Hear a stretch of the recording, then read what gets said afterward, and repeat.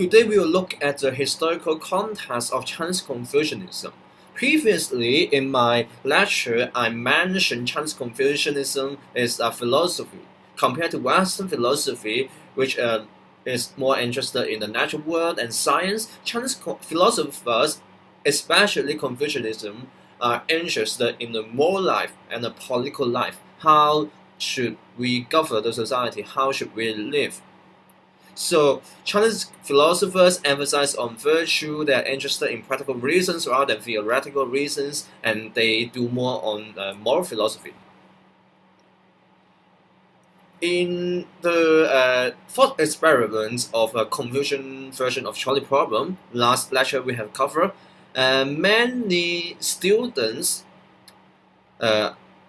argue that they will save their closest relatives if their relatives in danger, rather than the strangers. However, none of them regard their choice or action as a moral choice.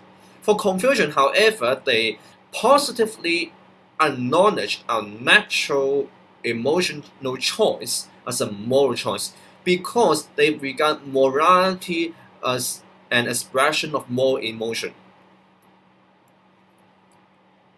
Confucians try to promote the moral emotions to the political life because they were originally politicians in ancient China. The term Confucian in Chinese characters Yu means scholar, literary, or the officers. According to the linguist Zhang Yun, he argues that 語之言優也柔也，言能安人能服人.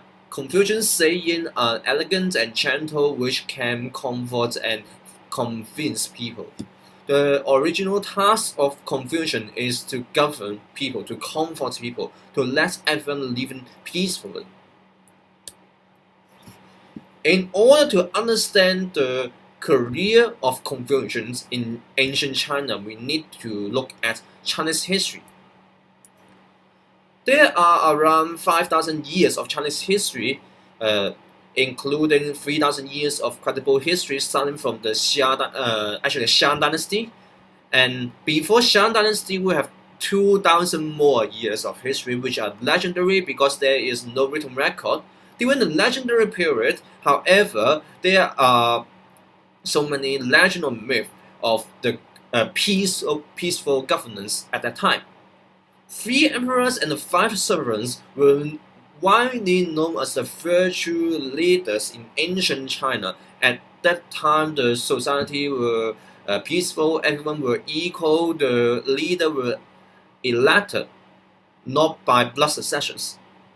From Xian dynasty on, there were blood linkage succession because there is an establishment of monarchy. However, in most time, the dynasties were governed by virtuous king, for example, King Tan of Xian dynasty and King Wen and King Wu of Zhou dynasty.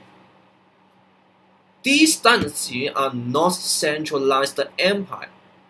Instead, they are federations. There are so many states or vassal states under the governance, which enjoy a high degree of autonomy. Zhou dynasty, in particular, is governed by the king of Zhou, which only occupies a very small territory in the middle of the country. Other states, which is around 148 states, maintain their autonomies. They only need to pay tax to the king of Zhou. They can have their own army, their own officers, their own government systems. However, the king of Zhou and the Zhou dynasty declined since 770 BC. The king is no longer respected by the dukes. So the regional princes and dukes fought against each other in order to gain more power and more land. Nominally, they still say they are obedient to the king, but they don't really think so. The strongest dukes at that time form and dominate several alliances in the name of honoring the king and expelling the barbarians. As you can see in this map, the king of Zhou only occupies a small yellow spot in the middle. His land is surrounded by the duke's territories, those territories or states are much bigger than his. There were 5 major hegemonies or dominant dukes in the spring and autumn period, which are 齊桓公、宋襄公、晉文公、秦穆公, and 楚莊王. After they departed, there were no more hegemony because no dukes were strong enough to dominate the whole empire or whole dynasty. The alliance system collapsed, which led to endless wars among dukes or princes because they want to fight for control and fight for dominance, but none of them succeeds. Gradually, only 7 states survived. Regicides and even patricides were very common events among all states. No one really cared about the king of Zhou. They don't really call him as the king nominally, and they just fight for themselves. There were serious political, social, and economic instability due to endless wars. These mess were ended with Qin's Wars of Unification, which brings invasion, massacres, conquest, and the rule of terror at the end. During the spring and autumn period and the warring state period, there are several social problems, of course. Firstly, peace negotiation is always short-term under the military dominance. And secondly, the so-called hegemony were not virtuous. They dominate the whole kingdom because they were powerful, they were militarily strong. And finally, none of them really respect the Zhou ritual system, the Zhou government system, and the king of Zhou. However, there are several opportunities for different scholars and philosophers at that time because every state wants to strengthen their states to fight against each other. They need to recruit literary and military officers.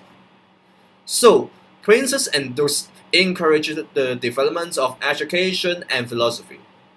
Political philosophy, ethics, and economics were particularly important at that time. Chinese philosophers, including Confucius, tried to persuade the dukes to hire them to govern the states well.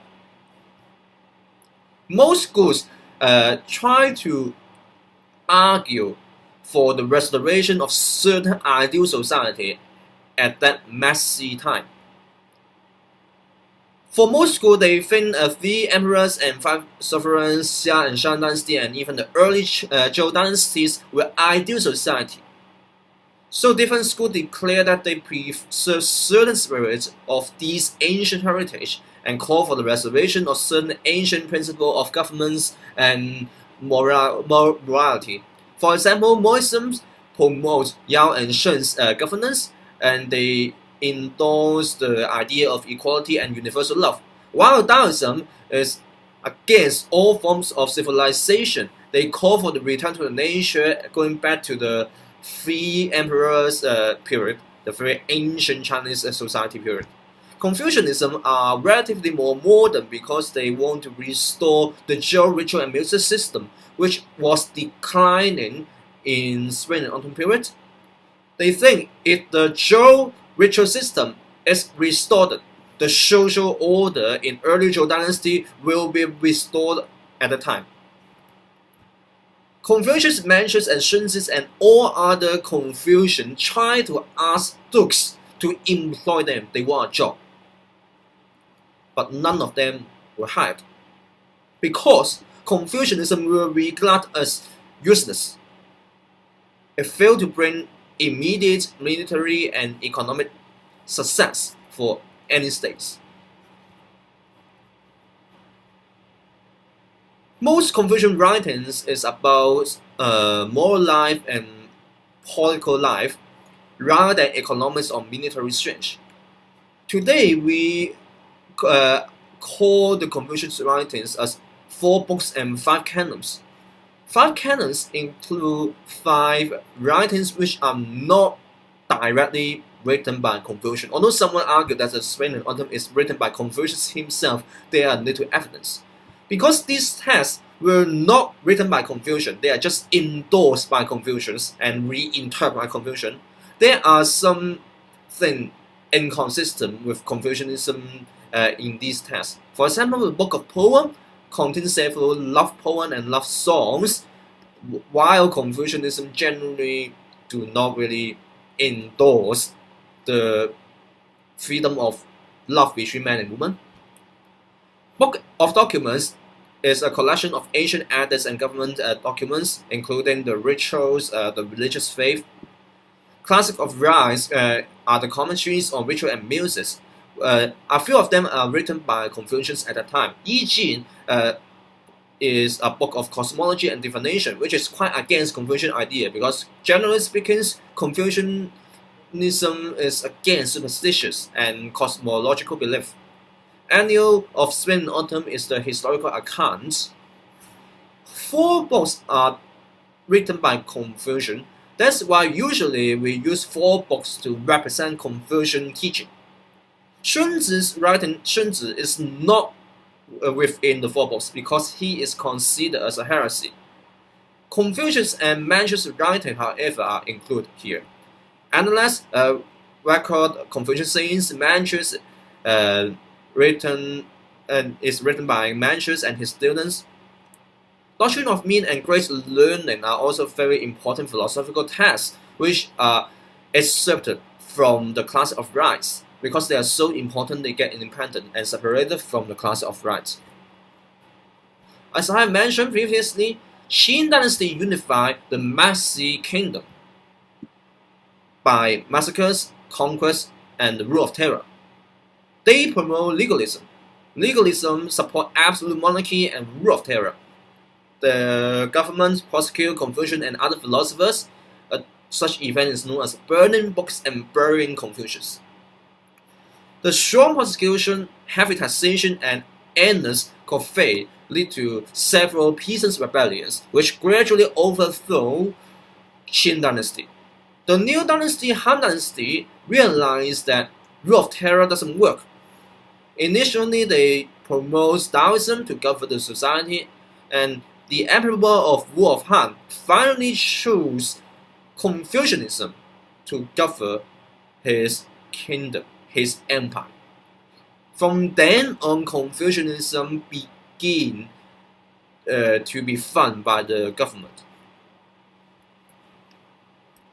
But whether the Han Dynasty Confucianism is a real Confucianism compared to the Spring and Autumn period Confucianism is a big problem, because since Han Dynasty, Confucians studied not only Confucian texts but also Yi Jin, Yin Yang cosmology, Taoism, and even integrate some legalist ideas of law into the concept of rituals. By the end of Han Dynasty, the government declined again, the local warlords were disobedient, the whole ritual system and social order collapsed, which lead to the rise of Taoism and Buddhism at the time. The Confucianism declined again. While people were amazed of Sui and Tang dynasties' great empire, great economy, and great military powers, from Confucian perspective, these empires are not great empires because at that time Confucianism were not regarded as important teaching. At that time, Buddhism and Taoism were much popular. The restoration of Confucianism occurred in Middle Age when Song Dynasty and Ming Dynasty philosophers reinterpret the ancient Confucian texts, which lead to 2 famous schools like Chengzhi School and Luwan School. We will cover them in later lectures. The invasion from Northern Barbarian, however, interrupt the restorations. Mongolian Yuan dynasty and the Manchurian Qin dynasty harsh persecution as literary inquisitions led to a decline of Confucian philosophy. In Qin dynasty, Confucian only do philological and archaeological studies instead of political discussions in order to avoid persecutions. And in 19th century, when the Western imperialists invade China, Confucianism has already lost its influence and power. People merely blame Confucius and the whole traditional Chinese culture of preventing modernization. That's why the Westerner defeat Chinese and invade China. After Communist China establishment in 1949, Confucianism was harshly destroyed in mainland China because the Communist Party think Confucianism represents the conservative, outdated, and feudal ideology. Today, the new Confucian in Hong Kong, Taiwan, and overseas Chinese societies still struggle of defending Confucianism at the same time pursuing Chinese cultural modernizations. We will look at these topics at the end of this semester.